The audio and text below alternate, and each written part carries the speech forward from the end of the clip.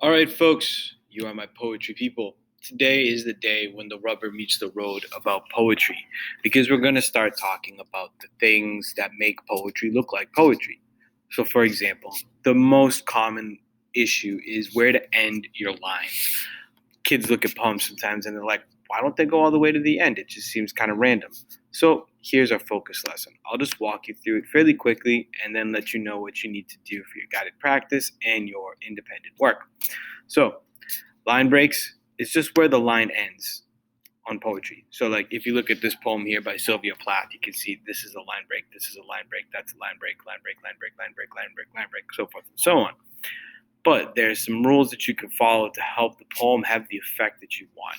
First is long lines slow the reader down. If you want them to go slow and kind of really savor what you're writing, make long lines. Short lines pick up the tempo. They make it go quicker. So if you want it to kind of have a fast pace, use shorter lines. If you end lines on small connecting words like and, but, when, and if, it makes the reader speed up because it pulls them into the next line. All right? That's another way to kind of make the whole thing blend together.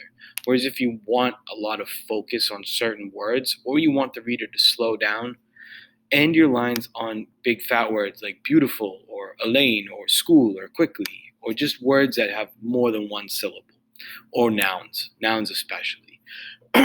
So those are just some quick rules. If you look at Sylvia Plath's poem, Mirror, and you read it out loud, which I will quickly, and you compare it to this one down here.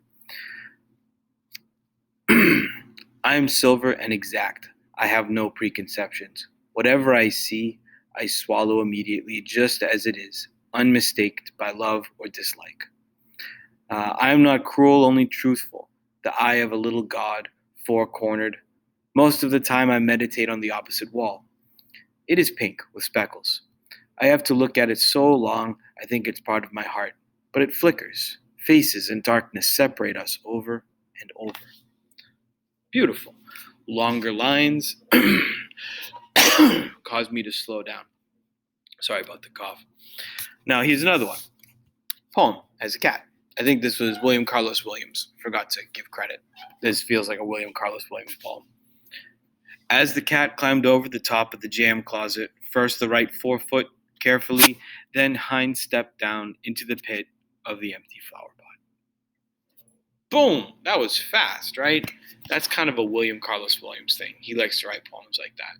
So, regardless of what's in it, you can feel the difference. And for more information, you can click here.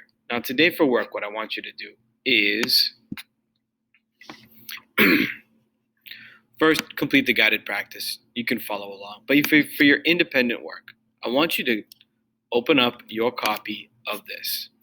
And I want you to go back to that place description that we have been working on and adding depth to and richness. And I want you to copy a hunk of that and paste it here. Then, wherever you want to end your line, I want you to click enter, like that. And all of a sudden, you're going to take this paragraph and you're going to turn it into a poem, like I just did with the directions. All right? So think about, as you're going through the section of text that you wrote, what effect do you want it to have? Do you want it to go fast? Do you want it to go slow? Are there words that you want to have a lot of focus on? If so, break your lines after that. So give it a shot. If you need help, hit that help button, and I'll be there lickety split.